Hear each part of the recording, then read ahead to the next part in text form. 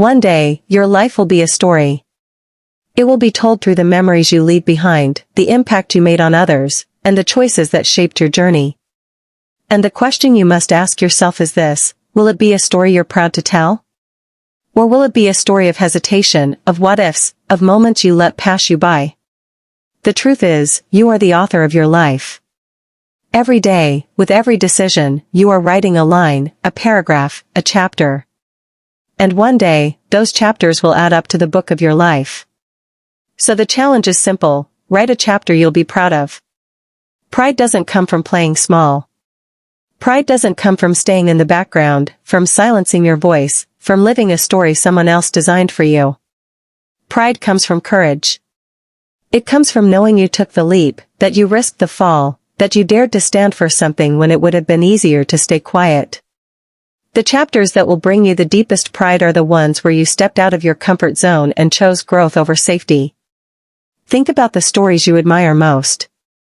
They're filled with obstacles, setbacks, and moments of doubt. They're filled with challenges that seemed impossible. But those are the very things that make the story powerful.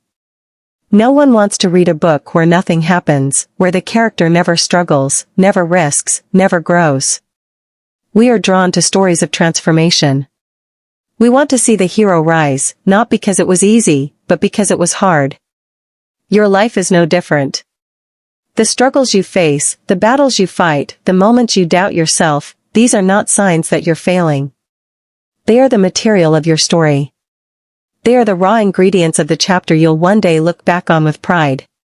But too often, people live as if their story doesn't matter. They settle into routines that numb them. They live for the weekend, scrolling through other people's lives, convincing themselves that their own story is too ordinary to be written. But the truth is, your story is being written whether you take control of it or not. And if you don't pick up the pen, someone else will. Society will write it for you. Fear will write it for you. Circumstance will write it for you. The only way to create a story worth telling is to take authorship. To decide every single day that you will live intentionally. Writing a chapter you'll be proud of doesn't mean everything goes perfectly. It doesn't mean you achieve every dream exactly as planned. It means you lived with courage. It means you tried, you risked, you fought, you learned. It means you chose authenticity over approval, meaning over comfort, growth over fear. You might fail. You might stumble. But you'll look back and know you gave it everything. And that's what makes a story beautiful. Imagine yourself years from now, sitting with the younger generation, your children, your grandchildren, maybe even just a friend who look. Betting on yourself is the boldest gamble you'll ever make. It's easy to put your faith in systems, in luck, in someone else's approval. It's tempting to wait for a handout, for permission, for someone to show up and say, yes, you're ready. But the truth is, no one is coming to save you. No one is going to hand you your dream. And no one will ever believe in you more than you must believe in yourself. Think about the greatest achievements in history, or even in your own life. They didn't happen because someone sat around waiting to be chosen. They happened because someone had the courage to choose themselves. To look at their reflection in the mirror and say, I'm going all in on me. That's what betting on yourself is. It's declaring that you are worth the risk, that your potential is worth the gamble, that your dreams are worth staking everything on. Most people don't bet on themselves. Most people bet on safety, on tradition, on the path that has been walked 1,000 times before. They'd rather stay in a job they hate than risk starting something new. They'd rather keep their voice silent than risk judgment. They'd rather follow the crowd than step out and be seen. And yet, deep down, they envy the few who had the courage to go all in. They watch the people who built something from nothing, who carved their own lane, who lived life on their own terms, and they wonder, what if I had believed in myself the way they did? The difference between those who live their dreams and those who bury them is not talent, not luck, not resources. It's belief. It's the willingness to bet on themselves when nobody else would. Every person who ever achieved greatness had to go through a season where no one understood them. They had to carry their vision alone. They had to take the leap without applause, without certainty, and often with nothing but faith in their own two hands. That's what separates them. That's what makes their story worth telling. Betting on yourself doesn't mean arrogance. It doesn't mean you think you're better than everyone else. It means you're willing to do the work, to sacrifice, to struggle, to fight for your own vision of life. It means you recognize that your future is your responsibility, and you refuse to outsource it to chance, to circumstance, or to someone else's opinion of what you can or cannot do. The truth is, you're already betting on something. Every choice you make is a bet.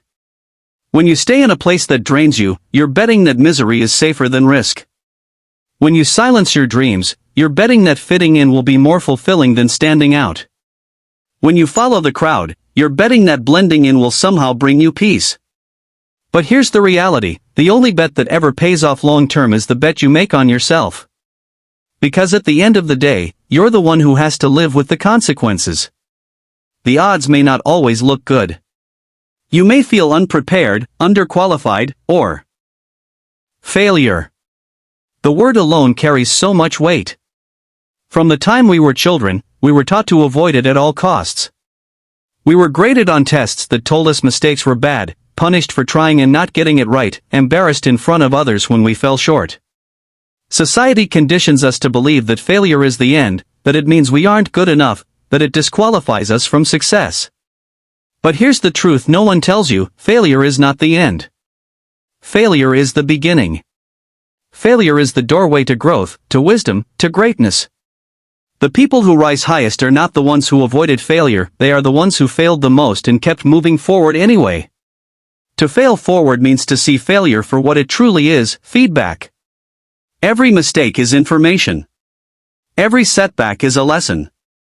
Every wrong turn shows you something you couldn't have learned otherwise. The people who succeed are not lucky, they're learners. They collect failure like stepping stones, each one bringing them closer to their goal.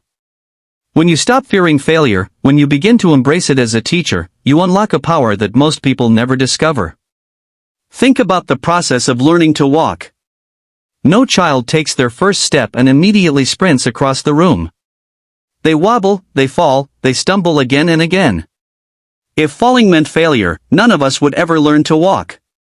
But falling wasn't the end, it was the process. And eventually, through trial, error, and persistence, we mastered it. That same principle applies to everything in life. You don't learn by getting it right the first time. You learn by trying, failing, adjusting, and trying again. The difference between those who grow and those who stay stuck is not that one group fails and the other doesn't. Everyone fails. The difference is that some people let failure define them, while others let failure refine them. When you fail forward, you refuse to let mistakes become your identity. You see them instead as the raw material for your comeback. You stop asking, why me, and start asking, what's next? What can I learn from this? How can I use this to become stronger? History is filled with stories of people who failed forward. Thomas Edison famously said, "I have not failed. I've just found 10,000 ways that won't work." Each attempt that didn't succeed wasn't wasted, it brought him closer to the light bulb that changed the world. Walt Disney was fired from a newspaper job for lacking imagination. Imagine if he had let that failure define him. Imagine if he had quit instead of learning from it. Michael Jordan, considered by many the greatest basketball player of all time, was cut from his high school team. Did that failure end his story? No. It fueled him. He failed forward, and he learned fast. Every person you admire has scars from failure.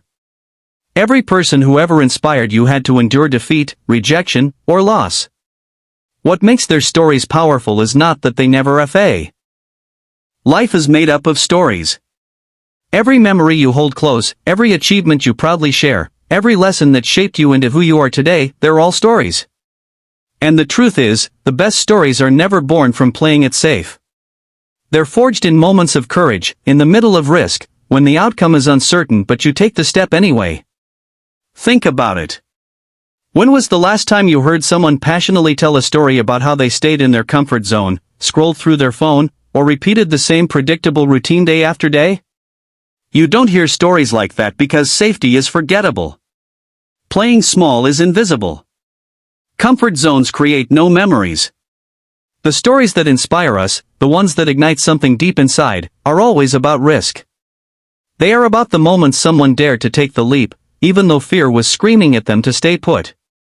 They are about the moment when someone said yes to uncertainty, yes to possibility, yes to growth. No risk, no story. It isn't just a catchy phrase. It's the way life works. If you want a life that matters, a life that feels like it was worth the struggle, you must embrace risk. On the surface, playing it safe looks smart. You avoid mistakes, you avoid criticism, you avoid falling on your face. But in truth, the safer you play it, the more dangerous your life becomes. Why? Because safety leads to stagnation. It keeps you locked in the same cycle, living the same year over and over again, and calling it a life. Deep down, you know you're capable of more, but fear whispers in your ear, what if you fail? What if you get hurt? What if people laugh at you? And so you shrink. You settle. You trade your potential for predictability. The real danger is not in failing. The real danger is in never trying. The greatest pain is not the pain of falling, it's the pain of regret.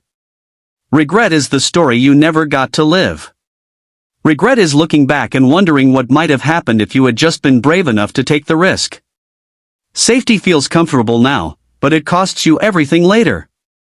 Look at the people you admire most: athletes, leaders, entrepreneurs, artists, inventors. What do they all have in common? Risk. They had a vision that others doubted. They faced ridicule, rejection, and setbacks. They didn't know if it would work out, but they stepped forward anyway. Michael Jordan risked missing the shot, and sometimes he did, but the willingness to take that shot is what gave him moments that millions still remember. Steve Jobs risked failure when he dropped out of college to chase his dream, but that risk gave us innovations that changed the way we live. Every story of greatness is also a story of risk. Even in your own life, the people you look up to, the people you consider heroes, their defining stories came from risk. Maybe it was a relative who left everything behind to start fresh in a new country. Maybe it was a friend who pursued a career.